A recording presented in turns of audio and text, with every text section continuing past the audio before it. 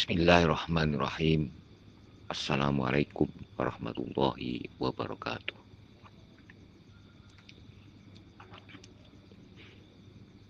Bapak Ibu rahimakumullah. Hari ini kita akan mengkaji tentang mukjizat rihlah al-Isra wal Mi'raj Rasulullah sallallahu alaihi wasallam. A'udzu billahi minasyaitonir rajim.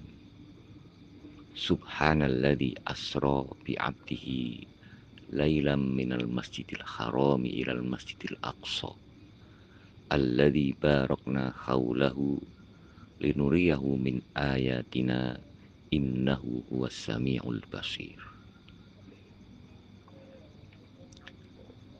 Kalau kita lihat dalam ilmu arsitektur bahasa, yaitu sebuah ilmu seni atau perancangan sebuah bangunan dan struktur atau konstruksi sebuah bangunan, bahwa suratul Isra, Subhanalladzi asra bi abdihi lailan, al-ayah, yaitu dalam surat Al-Isra ayat 1. Tolong nanti ditanyakan lafaz atau kalimat-kalimat mengenai Subhan, asra bi abdihi lailan, al-aqsa, innahu huwas samiul basir, supaya nanti saya tidak lupa. Ayat ini kita melihat bahwa dalam surat Al-Nahl, yaitu surat sebelum Al-Isra, di akhir daripada surat An-Nahl, Allah berfirman, A'udzu billahi minasyaitonir rajim. Fa in aqabtum fa'aqibu bimithli ma uqibtum bihi wa la in sabartum lahuwa khairul lisabirin. Kemudian dilanjutkan dengan ayat 127, wasbir wa ma sabruka illa billah. Dan kemudian dilanjutkan lagi ayat 128 yang berbunyi, A'udzu billahi minasyaitonir rajim. Wa in aqabtum fa'aqibu bimithli ma uqibtum bih wala in sabartum lahuwa khairul lisabirin. Kemudian dilanjutkan lagi ayat 127, wasbir wa ma sabruka illa billah wala tahzan alaihim wala taku fi dhaiqim mimma yamkurun. Kemudian ayat 128, innallaha ma'al ladzina taqaw walladzina hum muhsinun. Bapak Ibu rahimakumullah, ayat-ayat tersebut menunjukkan bahwa Rasulullah Shallallahu Alaihi Wasallam akan menghadapi perilaku-perilaku yang menyakitkan dari para musuh-musuh Islam atau dari pihak lawan-lawannya yang tidak ingin manhaj Islam itu membumi di jagat raya ini. Dalam hal ini, bahwa Allah Subhanahu wa Ta'ala memerintahkan beliau dan kepada umatnya untuk bersabar. Mengapa? Kesabaran ini diperintahkan oleh Allah. Karena kita tahu bahwa kesabaran hanya diperintahkan ketika ada kejadian yang tidak kita harapkan. Dan Allah melarangnya membalas kecuali membalasnya dengan balasan yang sama atau bersabar. Karena sesungguhnya sabar itulah yang lebih baik bagi orang-orang yang bersabar. Innallaha ma'alladzina taqaw walladzina hum muhsinun. Sesungguhnya Allah bersama orang-orang yang bertakwa dan orang-orang yang berbuat kebaikan. Rasulullah Shallallahu Alaihi Wasallam di dalam berdakwah, beliau menghadapi beberapa kejadian yang sangat serius. Kejadian-kejadian tersebut puncaknya dalam dakwah Rasulullah adalah dimulai dari bi'satu Rasulillah Shallallahu Alaihi Wasallam, yaitu dimulai dengan perintah kerasulan Allah kepada Nabi kita Muhammad Shallallahu Alaihi Wasallam untuk menyampaikan dakwahnya kepada Bani Hashim atau bangsa Quraisy. Lalu kemudian setelah itu terjadi kejadian yang namanya Al-Isra wal Mi'raj. Dan kemudian setelah itu terjadi lagi yaitu kejadian Hijratul Rasul Sallallahu Alaihi Wasallam. Adapun mengenai misi Rasulullah Sallallahu Alaihi Wasallam di dalam berdakwah, Rasulullah datang pada suatu kurun waktu. Rasulullah diutus oleh Allah untuk menyampaikan manhaj Islam dalam kurun waktu di antara para utusan. Dan Allah menghendaki Mekah inilah yang akan menjadi tempat pertama kali dakwah bil jahr, secara terbuka, tidak lagi sembunyi-sembunyi. Mengapa?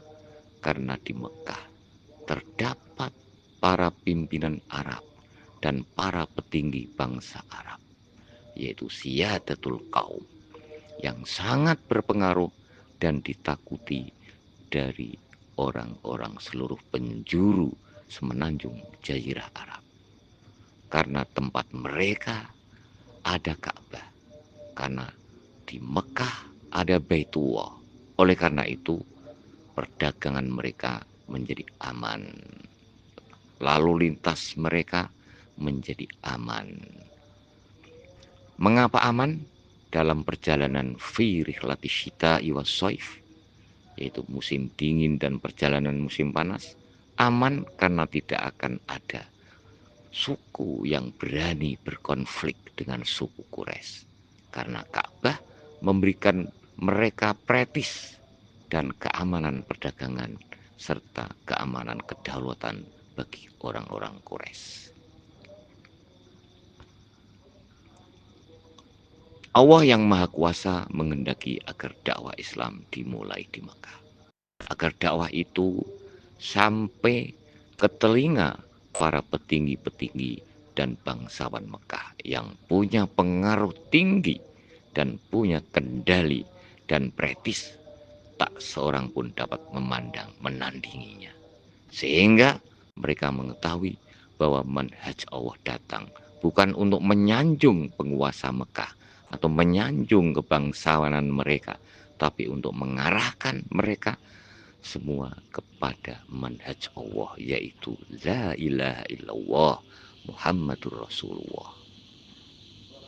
Ketika dakwah Islam datang di wilayah ini, dan ketika seruan Islam berhadapan dengan mereka, yaitu orang-orang bangsawan Mekah, Rasulullah diutus melalui 3 tahapan. Tahapan pertama, bahwa beliau harus meyakinkan kepada mereka beliau adalah Rasulullah. Oleh karena itu mereka dituntut bersaksi sebagaimana kita bersaksi asyhadu an la ilaha illallah wa asyhadu anna Muhammadan Rasulullah. Tahap yang kedua adalah meyakinkan orang-orang di sekitarnya, dari keluarganya yang terdekat. Dan kemudian tahap ketiga, memperingatkan seluruh daerah sekitarnya, lingkungan yang lebih jauh. Kemudian diharapkan dakwah itu akan meluas dan menambah ke masyarakat secara umum. Rasulullah Shallallahu Alaihi Wasallam berdakwah dalam suasana seperti ini. Ada suatu hal yang harus kita fahami, bahwasanya bahwasanya mereka itu mengetahui makna dan konsekuensi fikrah la ilaha illallah Muhammadur Rasulullah. Jadi mereka orang-orang Quraisy sebenarnya faham bahwa fikrah la ilaha illallah Muhammad Rasulullah, mereka faham. Mereka sangat faham kalau mereka menerima dakwah Rasulullah, maka mereka akan kehilangan kedudukan mereka yang selama ini sebagai pimpinan Quraisy, pimpinan kaum dan pengelola Ka'bah. Mereka akan kehilangan semua itu. Karena kalimat tersebut menjadikan seluruh kebesaran dan kekuasaan yang mereka miliki hilang, karena kekuasaan dan kebesaran atau loyalitas semua itu hanya milik Allah, dan manusia menjadi setara di hadapan Allah. Inilah sebabnya mereka tidak mau menerima ajakan Rasulullah, karena kalimat asyhadu an la ilaha illallah wa asyhadu anna Muhammadan Rasulullah memiliki makna dan tuntutan pada kehidupan dan perilaku. Rasulullah Shallallahu Alaihi Wasallam dalam keadaan seperti ini diliputi atau dikelilingi dengan dua macam kondisi yang menghimpit kehidupan beliau. Pertama, kondisi keluarga. Dalam hal ini yaitu Khadijah, istri beliau, yang berperan untuk menenangkan beliau dengan kasih sayang, kelembutan kepada beliau, dan berperan menghilangkan kesedihan dan kepenatan dari kegiatan beliau sehari-hari. Itulah peran istri di dalam rumah, memberikan ketenangan kepada suami untuk selanjutnya sang suami dapat melakukan kegiatan dan kiprahnya pada saat keluar dari rumahnya. Dengan demikian, beliau juga memerlukan seorang yang dapat melindungi beliau dari musuh beliau, yaitu orang-orang Quraisy yang menyakiti beliau di luar rumah. Karena kondisi umat Islam atau para sahabatnya masih mereka tidak memiliki kemampuan untuk melindungi diri mereka sendiri, apalagi melindungi Muhammad Rasulullah Sallallahu Alaihi Wasallam. Oleh karena itu, harus ada seseorang yang mampu melindungi beliau. Orang itu harus disegani. Orang itu harus ditakuti di kalangan orang kafir. Dan ini hanya ada pada Abu Thalib. Abu Thalib meninggal dunia, maka hancurlah ruknul awal, yaitu benteng yang pertama yang melindungi Rasulullah dari luar. Lalu tidak lama lagi kemudian meninggallah Khadijah, maka hancurlah ruknus sani, benteng kedua yang melindungi rumah tinggal Rasulullah Shallallahu Alaihi Wasallam pada tahun yang sama. Lalu kita kenal dengan istilah Amul Hazan. Bagaimana tidak sedih beliau dan runtuhnya benteng yang membackup beliau. Backup dari luar tidak ada, dan benteng yang membackup beliau dari dalam juga tidak ada. Kesedihan ini yang kemudian dialami, dan ini menurut kita adalah natural, dan ini adalah tabi'i. Tetapi Rasulullah tidak mengenal putus asa, karena beliau sudah asik berdakwah kepada Allah dan menyintai manhaj Allah. Maka kemudian apa yang dilakukan oleh Rasulullah? Rasulullah pergi ke Taif, berharap dapat backup serta dukungan dari mereka, tapi hasilnya nihil. Sehingga keputusasaan ini semakin tidak ada lagi harapan. Ketika sebab-sebab secara materi tidak dapat beliau temukan, maka tidak ada lagi jalan kecuali berharap kepada Allah, zat yang menciptakan sebab sekaligus yang menciptakan akibat, yaitu Allah Al-Musabbib, mengajarkan kepada kita pada saat kita dalam kondisi seperti ini agar kita bersandar kepada Allah sebagai penolong kita. Demikianlah yang dilakukan oleh beliau sekaligus sebagai uswah bagi kita sebagai umatnya. Dalam kondisi seperti itu, Rasulullah pulang dari Taif dengan rasa yang menyedihkan. Tidak ada lagi yang mau menerima ajakan Rasulullah satu sisi. Sisi kedua, bahwa Rasulullah dihujani atau dilempari batu hingga kaki keduanya berlumur darah. Pada saat itu Rasulullah SAW bersinggah di sebuah tempat, yaitu di bawah pohon kurma. Lalu kemudian bertemulah seseorang yang namanya Adas. Dan Adas itu adalah seorang budak dari orang yang namanya Utbah. Adas itu sebenarnya jadi budak itu bukan karena miskin, tetapi Adas itu menjadi budak, kemudian dibeli oleh Adas untuk menjaga pohon kurmanya itu, dikarenakan Adas ini juga telah membaca kitab. Beliau ini orang pinter, beliau ini bukan orang ecek-ecek. Beliau melihat bahwa di dalam kitabnya itu ada Rasul yang lahir, yaitu di negara Arab, dari bangsa Arab. Maka kemudian sambil menyelami informasi tersebut, maka beliau, yaitu Adas, rela menjadi budak. Pada saat itu si Adas disuruh oleh majikannya yang namanya Utbah melihat kondisi seseorang yang tidak dikenal dengan kondisi yang sangat menyedihkan itu. Maka Adas kemudian memberikan kurma melalui, yaitu Adas itulah diperintahkan oleh Utbah untuk memberikan kurma. Lalu ketika Rasulullah mau memakannya, Rasulullah membaca Bismillahirrahmanirrahim. Ketika itu Adas merasa terheran-heran. Saya selama di sini tidak pernah melihat ketika ada seseorang makan membaca ini.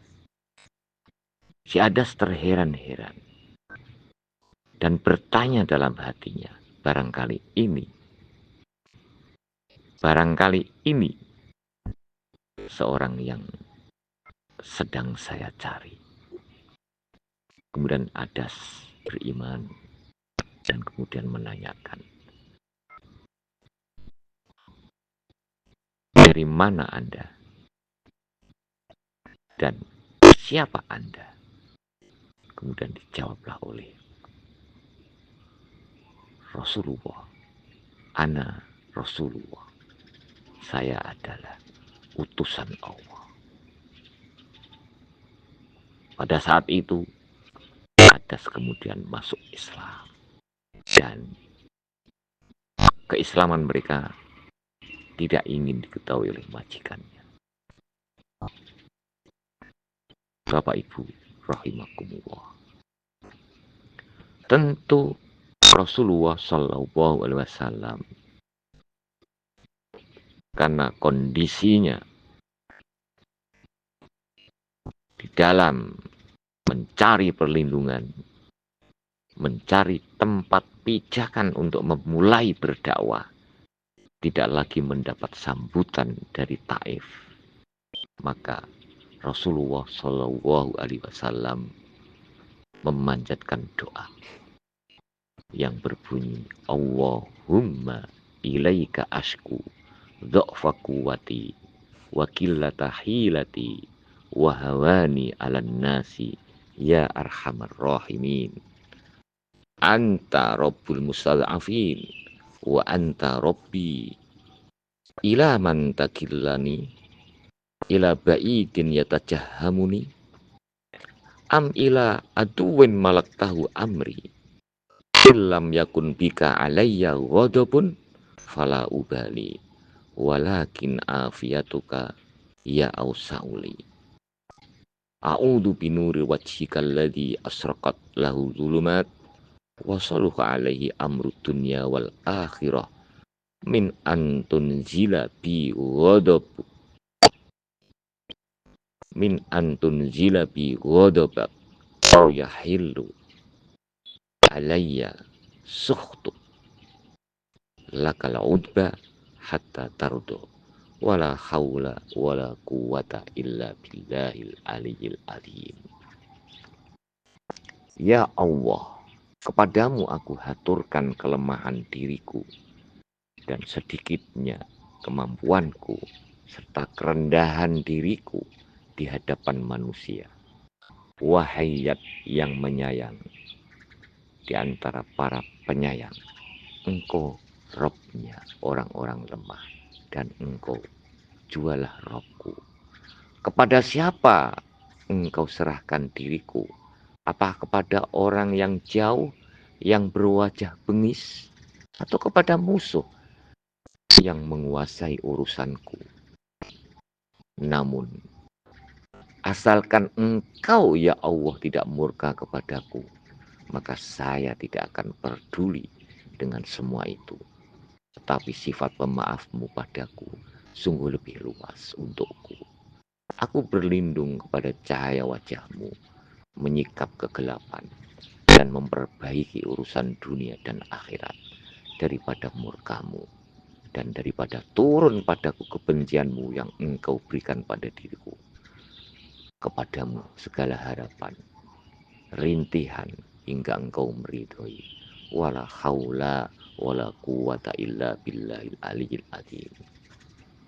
Bapak Ibu rahimakumullah, ini adalah doa seorang hamba yang patuh kepada Allah dengan penuh keimanan yang mantap bahwa pertolongan pasti datang dari Allah, dan sekaligus sebagai Rasulullah yang tidak pernah mengenal putus asa dalam berdakwah karena cintanya beliau terhadap agama kita, yaitu agama Islam.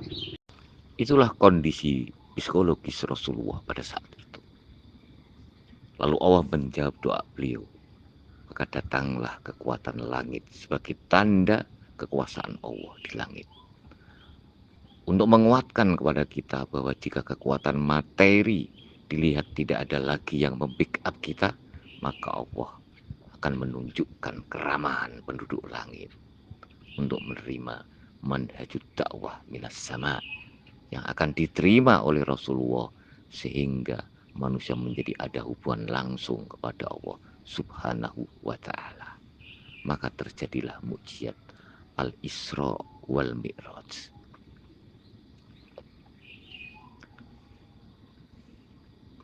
Dalil mukjizat Al-Isra wal Mi'raj, bagaimana kita tahu dalam surat Al-Isra ayat 1, A'udzu billahi minasyaitonir rajim. Subhanalladzi asra bi 'abdihi lailam minal masjidil haram ilal masjidil aqsa alladzi barakna haulahu linuriyahu min ayatina innahu huwas samiul basir. Ayat ini dimulai dengan subhan dan diakhiri dengan innahu huwas samiul basir. Seolah kalimat tersebut menjadi sebab daripada kalimat subhan. Kenapa Allah mengisyaratkan bi abdihi? Kenapa Allah mengisrakan bi abdihi? Karena Allah as-sami'ul basir. Allah mendengar bahwa hambanya telah dilukai kaumnya dengan kata-kata, dan Allah melihat hambanya dilukai dengan perbuatan kaumnya. Dan Allah melihat apa yang selama ini dirasakan oleh hambanya. Maka terjadilah rihlah Isra Mi'raj Tujuannya adalah untuk memuliakan hambanya. Linuriyahu min ayatina. Di mana? Minal masjidil haram ilal masjidil aqsa. Allah mengisrakan hambanya dari masjidil haram menuju masjidil aqsa. Maka jika ini merupakan sesuatu yang menakjubkan akal kita, itulah maksud daripada kalimat subhan pada awal ayat ini.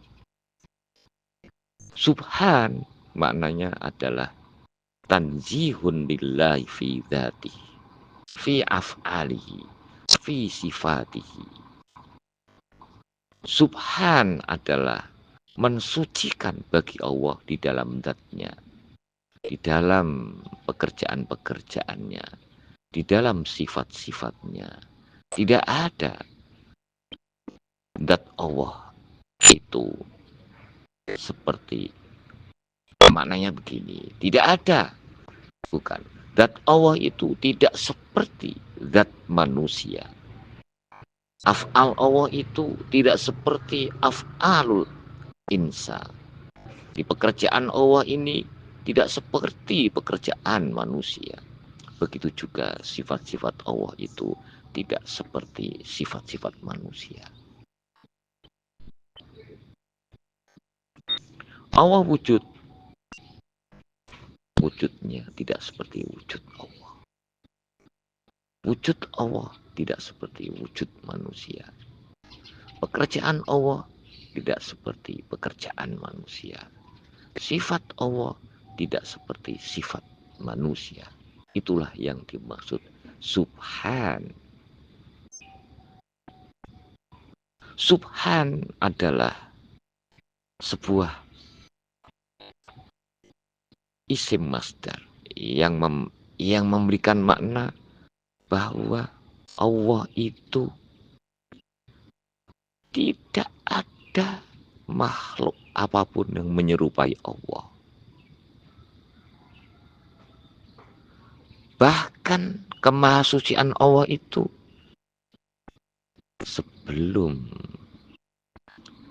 makhluknya mensucikan Allah.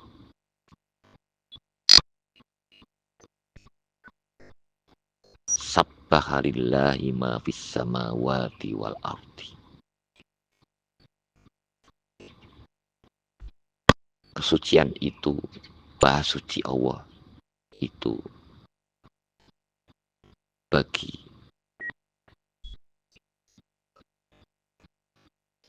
Maha Suci Allah. Sabbaha lillahi ma fis samawati wa ma fil ardi. Apapun yang ada di langit, apapun yang ada di bumi telah mensucikan Allah.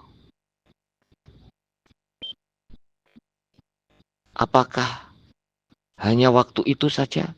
Tidak. Maka dalam Al-Quran ada lagi yusabbihu lillahi ma fis samawati wal ardi. Jadi ada fi'il madhi sabbaha, ada fi'il mudhari' yusabbihu yang maknanya continue.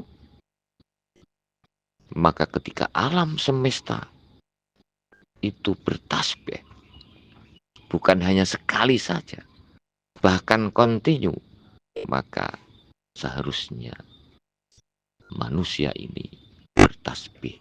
Fasabbih bismi rabb, fasabbih bihamdi rabbikal ladzi khalaqa. Fasabbih bihamdi rabbika. Dan Al-Quran ada fasabbih bihamdi rabbik. Kita disuruh bertasbih karena alam semesta bertasbih, bukan sekali tetapi continue. Maka kita disuruh bertasbih dengan fi'il amar fasabbih bihamdi rabbik. Oke, kita kemudian melanjutkan. Apa makna asro? Asro itu adalah fi'il. Subjeknya adalah Allah. Apakah Rasulullah mengatakan saya berisra? Bukan, tapi saya diisrakan. Berarti ini apa? Berarti Rasulullah bukan subjeknya atas pekerjaan itu, tetapi Allah subjeknya atas pekerjaan itu.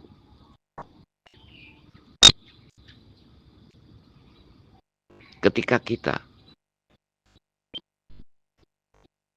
paham bahwa subjeknya itu adalah Allah, maka tidak ada lagi kita mengatakan bahwa bagaimana ya Rasulullah Isra-nya. Karena hukum logika secara teori mengatakan bahwa namanya pekerjaan itu terkait dengan yang mengerjakan, yaitu dengan subjek. Satu contoh,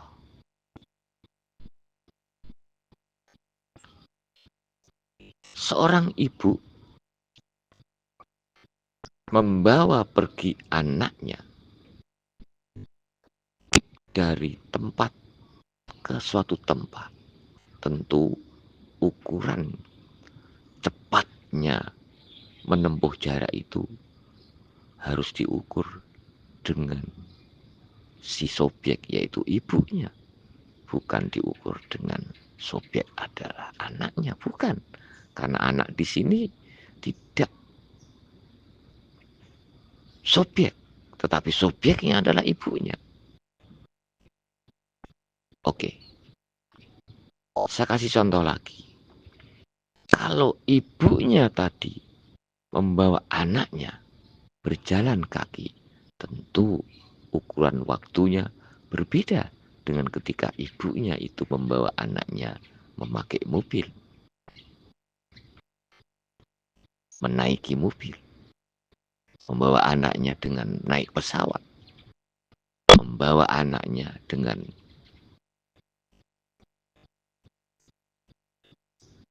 naik jet misalnya.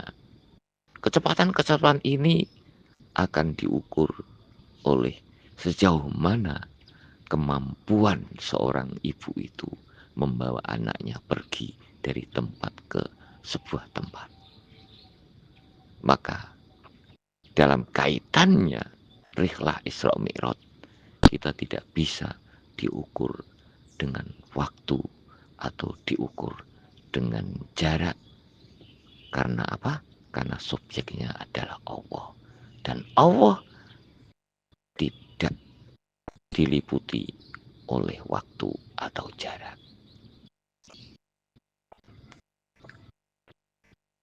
Selanjutnya, bahwa mengapa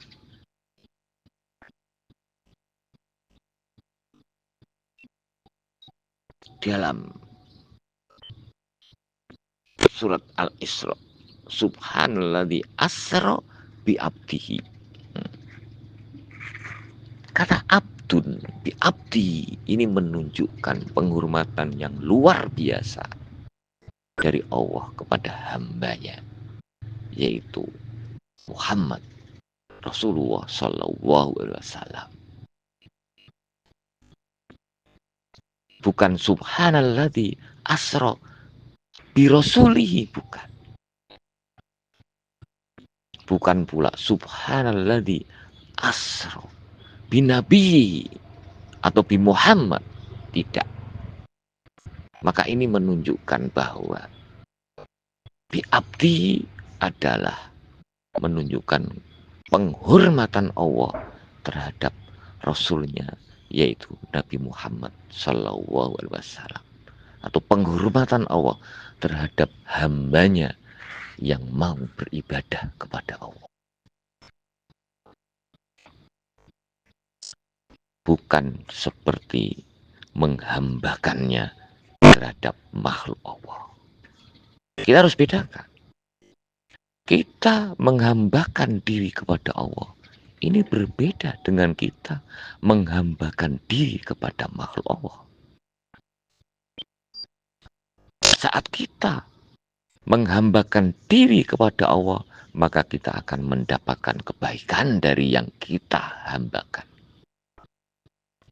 yaitu Allah dalam hal ini. Tapi kalau kita menghambakan diri kepada makhluk Allah, maka makhluk Allah inilah yang akan mendapatkan sesuatu kebaikan dari kita. Jadi kalau kita beribadah, misalnya kita sholat, itu justru kita akan mendapatkan sesuatu kebaikan dari Allah yang kita sembah. Bukan sebaliknya, seperti kita menyembah kepada makhluk Allah, mengabdi kepada makhluk Allah. Mereka yang akan mendapatkan sesuatu kebaikan, mereka yang akan mendapatkan manfaat dari diri kita. Maka sebetulnya sangat keliru kalau ada orang yang mengatakan, buat apa kamu sholat? Buat apa kamu menyembah kepada Allah? Bukankah Allah itu tidak butuh sesembahan kamu? Betul, Allah tidak. Kalau kita tidak menyembah Allah, kalau kita tidak beribadah kepada Allah, betul Allah tidak akan rugi. Tetapi manusia yang rugi. Karena ketika manusia tidak beribadah kepada Allah, maka manusia tidak akan mendapatkan suatu kebaikan yang kita harapkan dari Allah. Tapi kalau kita menghambakan diri kepada manusia, kalau kita misalnya tidak menghambakan diri kepada manusia, manusia itulah yang rugi. Karena manusia tidak akan mendapatkan kebaikan dari kita. Jadi salah kalau ada orang mengatakan begitu, itu salah. Allah memang tidak butuh sesembahan dari kita, pengabdian dari kita. Allah tidak rugi seandainya kita tidak mengabdi ketika kita tidak ibadah kepada Allah. Bukan berarti kemudian Allah masih membutuhkan ibadah kita. Bukan. Sama sekali tidak. Jadi kita berpikir harus jernih dong. Kita beribadah kepada Allah. Kita mengabdi kepada Allah. Kita memperbudak diri kita kepada Allah. Itu bukan sama. Itu tidak sama dengan memperbudak diri kita kepada manusia yang lain. Tidak sama dengan kita mengabdi, menghambakan diri kepada orang lain. Kalau kita tidak menghambakan diri kepada orang lain itulah yang rugi. Karena orang lain itu tidak akan mendapatkan kebaikan dari kita. Bapak Ibu rahimakumullah. Subhanalladzi asra bi abdi lailan. Mengapa disebut malam hari? Lailan itu kalau dalam ilmu bahasa, lailan itu ada yang mengatakan seluruh malam. Tapi ada juga yang mengatakan sedikit malam. Tapi perbedaan itu saya rasa tidak harus dipermasalahkan. Sebab malam itu menunjukkan waktu. Dan waktu di sini adalah waktu karena kita manusia mengenal waktu. Kita dibatasi dengan waktu. Sebagaimana Nabi kita Muhammad Sallallahu Alaihi Wasallam dibatasi waktu. Tetapi Allah di dalam berbuat tidak dibatasi waktu. Kun fayakun. Rasulullah diisrakan oleh Allah. Allah hanya mengatakan kun, maka fayakun. Rasulullah dimi'rajkan oleh Allah. Hanya Allah mengatakan kun, fayakun. Jadi ketika kita melihat suatu pekerjaan, itu kita harus melihat subjeknya siapa. Maka di sini lailan itu menunjukkan waktu, karena yang diisrakan dan yang dimi'rajkan adalah seorang manusia, yaitu Muhammad sallallahu alaihi wasallam. Tujuannya apa? Tujuannya karena Rasulullah diisrakan dan Rasulullah dimi'rajkan, bukan Rasulullah biar mereka makhluk-makhluk itu melihat Rasulullah, bukan. Tapi sebaliknya, Rasulullah diisrakan, dimi'rajkan malam hari supaya Rasulullah bisa melihat kekuasaan Allah yang ada di bumi dan yang ada di langit.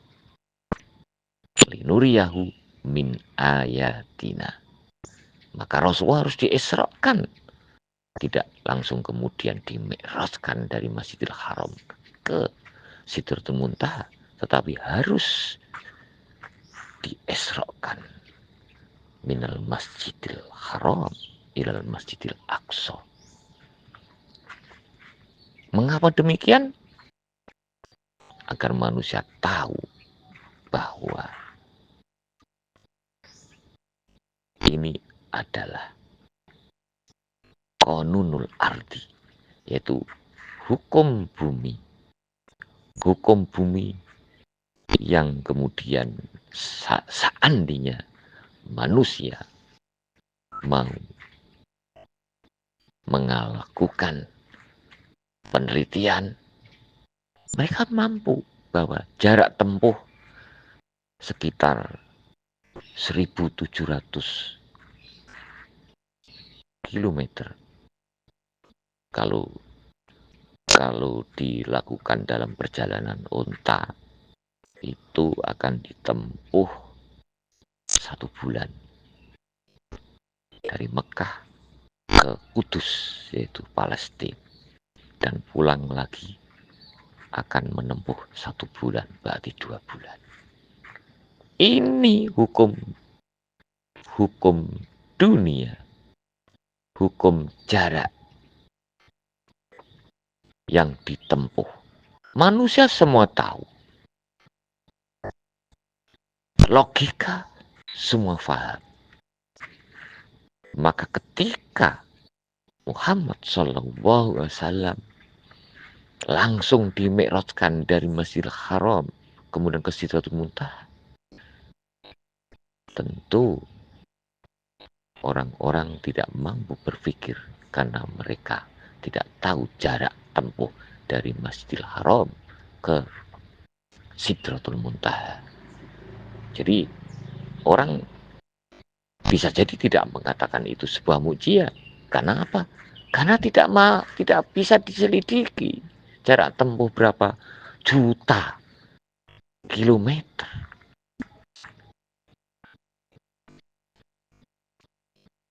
Mungkin ada pertanyaan lagi. Mengapa tidak di tempat lain? Mengapa minal Masjidil Haram ilal Masjidil Aqsa? Bukan tempat lain. Karena tempat atau Masjidil Aqsa itu adalah masjid. Sebuah masjid, yaitu rumah Allah yang dibangun oleh para nabi. Memang hanya masjid itu yang ada di dunia waktu itu.